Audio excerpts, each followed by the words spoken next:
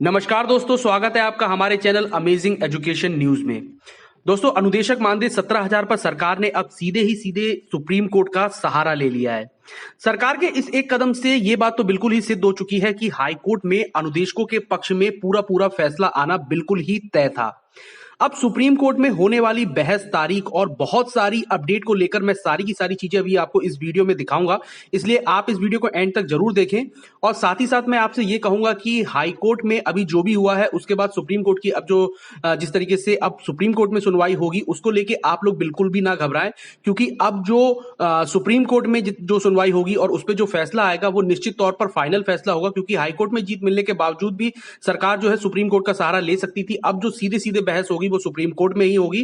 तो इस सभी को लेकर अभी जो पूरी अपडेट निकल के आई है वो मैं अभी आपको इस वीडियो में दिखाऊंगा, लेकिन इससे पहले मैं आपसे एक छोटी सी रिक्वेस्ट करूंगा, अगर आप हमारे चैनल पर नए हैं तो प्लीज चैनल को सब्सक्राइब करके बेल आइकन जरूर दबा लें और साथ ही साथ इस वीडियो को लाइक शेयर भी कर दें।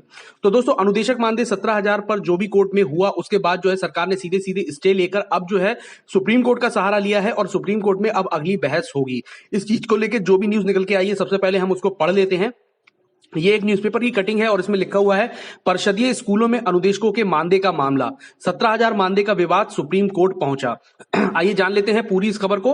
परिषदीय उच्च प्राथमिक स्कूलों में कार्यरत अंशकालिक अनुदेशकों का मानदेय बढ़ाकर प्रति माह 17,000 रुपए करने का मामला सुप्रीम कोर्ट पहुंच गया है।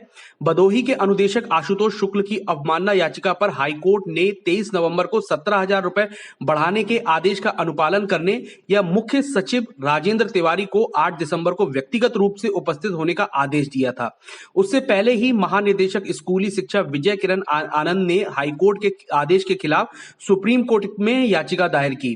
सर्वोच्च न्यायालय ने 7 दिसंबर को हाईकोर्ट के 23 नवंबर के आदेश पर रोक लगाते हुए मामले की सुनवाई की जो तारीख है वो 8 जनवरी को तय की है। हाईकोर्ट ने 3 जुलाई 2019 को अनुदेशकों को 17,000 रुपए मानदेय देने का आदेश दिया था, लेकिन प्रदेश सरकार ने आदेश के उलट 15 जुलाई को इनका मानदेय 8,470 रुपए से घटाकर 7,000 रुपए कर दिया। हाईकोर्ट ने दोबारा 20 अगस्त को मानदेय 17,000 रुपए का आदेश दिया था, लेकिन अब तक यह प्रकरण कानूनी दांवपेच में फंसा हुआ है। तो देखिए, बिल्कुल साफ हो गया है कि अनुदेशक मानदेय 17,000 पर सरकार ने जो है वो हाईकोर्ट से जो स्टे ले लिया है, मतलब उस पर रोक लगवा दी 23 नवंबर वाले आदेश पे।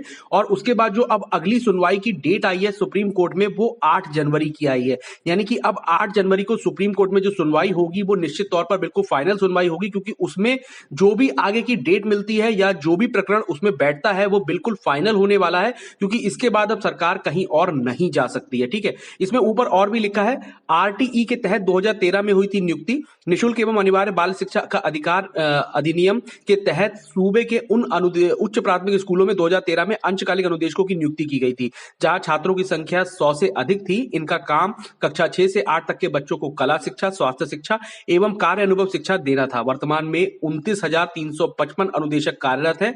2016 में सरकार ने इनका मानदेय बढ़ाकर 8,470 कर दिया था, जो कि हम सभी को पता है कि दोबारा जो है 15 जुलाई को मानदेय जो है वो घटाकर 7,000 रुपए वापस कर दिया गया और 1,470 रुपए की रिकवरी भी कर ली गई थी। अब देखिए, इसमें नीचे दिया 3 साल पहले भेजा गया था प्रस्ताव। प्रदेश सरकार ने 2017 में अनुदेशकों का मानदेय बढ़ाकर 17,000 रुपए करने का प्रस्ताव केंद्र सरकार को भेजा था। मानव संसाधन विकास मंत्रालय, वर्तमान में शिक्षा मंत्रालय की प्रोजेक्ट अप्रूवल बोर्ड की बैठक में इसे मंजूर भी कर लिया गया था। बाद में उत्तर प्रदेश सरकार के न्याय विभाग की आपत्ति पर मानदेय में वृद्धि नहीं की गई। इसे लेकर अनुदेशकों ने हाईकोर्ट में याचिका दायर की थी। देखिए, अभी मैं आपको वो भी बताऊंगा कि किस तरीके से विधिक टीम और दूसरी टीम जो है वो आगे की रणनीति बना रहे हैं, इसलिए इस वीडियो में बने रहें। अब देखिए, ये पूरा ही मामला बिल्कुल साफ हो गया है कि अब जो है जो 8 जनवरी को सुनवाई होनी है उसमें बिल्कुल फाइनल चीज आपके सामने निकल के आएगी। और फिलहाल तो जो अपडेट थी वो यही सबसे बड़ी थी कि अब सरकार जो है पूरी तरीके से सुप्रीम कोर्ट का सहारा ले चल रही है। अब देखिए, हम आपको उस पोस्ट की तरफ मैं लेके चलता हूं जिस पोस्ट में सुप्रीम कोर्ट के लिए जो भी होना है अब उस चीज को लेके रणनीति बनाई गई है। तो इसके देखिए, ये पोस्ट जो है इसमें लिखा है मिशन सुप्रीम कोर्ट। मित्रों, आप सभी अब बखूबी अवगत हो चुके होंगे कि सरकार सिंगल बेंच 3 जुलाई 2019 के आदेश के खिलाफ हाईकोर्ट की इलाहाबाद और लखनऊ बेंच दोनों जगह अलग अलग अपील दाखिल की है, परंतु किसी भी कोर्ट में राहत नहीं मिली। अपनी तरफ से सिंगल बेंच के आदेश को मानने और 17,000 मानदेय निर्गत करने हेतु आशुतोष शुक्ल जी के नाम से अवमानना बाद दाखिल हुआ था, जिसे 23 नवंबर 2020 को कंटेम्प्ट कोर्ट ने सख्त आदेश देते हुए 8 दिसंबर को मुख्य सचिव परियोजना निदेशक को या तो आदेश जारी करने को कहा था, नहीं तो कोर्ट में उपस्थित होने के निर्देश दिए थे, परंतु केवल कंटेम्प्ट कोर्ट के आदेश से बचने के लिए सुप्रीम कोर्ट से स्टे लाए हैं, जिसे मात्र कंटेम्प्ट आदेश 3204/20 पर रोक लगी है। अपील अग्रिम तिथियों में गतिमान रहेगी। मित्रों, अब यह लड़ाई बढ़ चली है। प्रदेश के सभी अनुदेशक साथी, प्रदेश के समस्त बुद्धिजीवी और सक्रिय साथियों से आह्वान है कि आप सब आपसी मतभेद और वाद विवाद को त्याग कर जो है आपसी मतभेद और वाद विवाद को त्याग कर एकजुट होकर सुप्रीम कोर्ट की लड़ाई के लिए विजिट करें। सुप्रीम कोर्ट की योजना जो भी होगी वो बहुत जल्द ही सार्वजनिक कर दी जाएगी विधिक टीम एवं सहयोगी। तो बिल्कुल ही जिस तरीके से सभी चीजें अब बिल्कुल क्लियर हो चुकी हैं कि हाईकोर्ट के आदेश पे स्टे लेने के बाद जो है अब सुप्रीम कोर्ट में पूरा मामला चला गया है। उसकी सुनवाई की डेट भी जो है वो लगा दी गई है और ये जो डेट है वो 8 जनवरी की है और उस पर अब सुप्रीम कोर्ट में सुनवाई होगी। अब इसके साथ मैं अभी आपको एक पोस्ट और पढ़ के बताता हूं।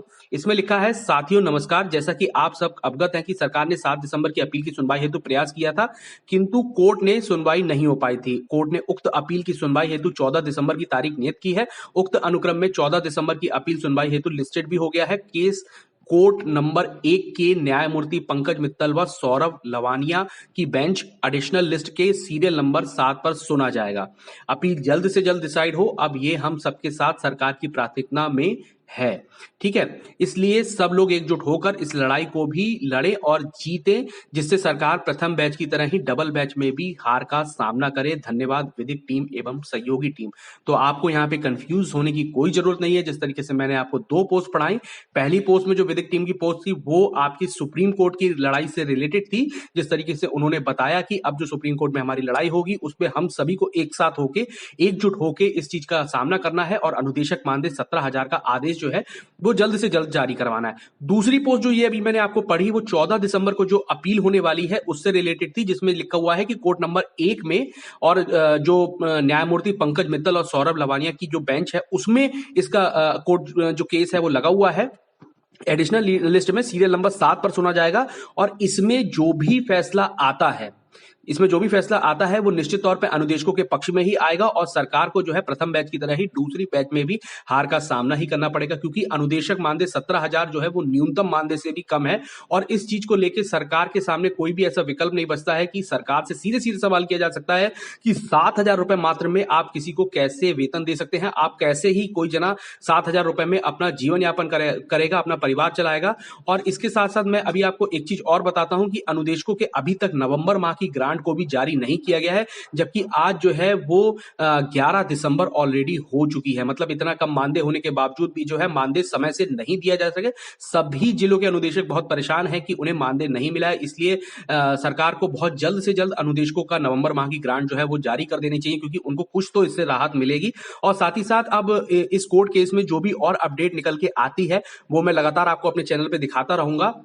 लेकिन इससे पहले मैं भी आपसे एक रिक्वेस्ट करूंगा कि आप सभी लोग आपसी मतभेद ना करें, किसी भी तरीके की कोई भी टीका टिप्पणी जो है वो सोशल मीडिया पे ना करें। सिर्फ एक रिक्वेस्ट करें, अपील करें सरकार से कि वो आपके मानदेय 17,000 का जो शासनादेश है उसको जल्द से जल्द जारी कर दे, जिससे अनुदेशकों के ऊपर जो है वो कोई भी निगेटिव पहलू निकल के नहीं आए। जितनी भी चीजें आए वो पॉजिटिव निकल के आए और आप लोग भी पॉजिटिव रहिए, क्योंकि जल्द से जल्द अनुदेशकों को 17,000 मानदेय निश्चित तौर पर मिलेगा। वीडियो अच्छी लगी हो तो प्लीज लाइक शेयर जरूर करें, साथ ही साथ चैनल को सब्सक्राइब करके बेल आइकन जरूर दबा दें। धन्यवाद।